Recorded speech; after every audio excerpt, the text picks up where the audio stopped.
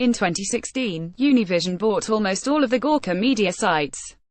Now it's selling a stake in them.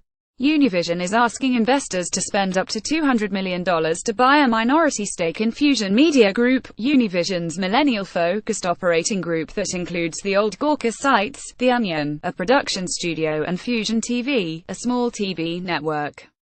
Sources say the company has hired bankers at Morgan Stanley and Raine Group to shop the deal. The idea would be for Univision to keep control of Fusion, but create a standalone company.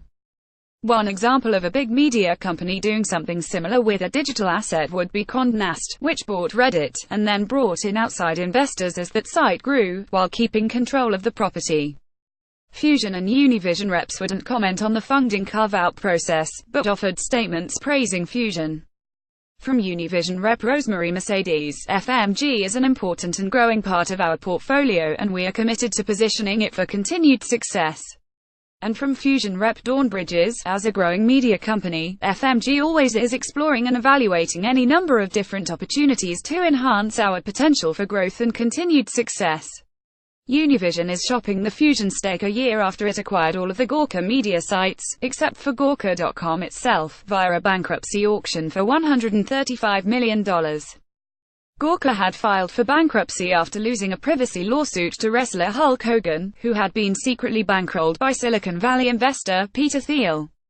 Since the Univision acquisition, of Gawker employees have left the websites. But Fusion says it is happy with the performance of the sites, now rebranded as Gizmodo Media Group, and says its combined digital properties now have an audience of more than 110 million unique visitors.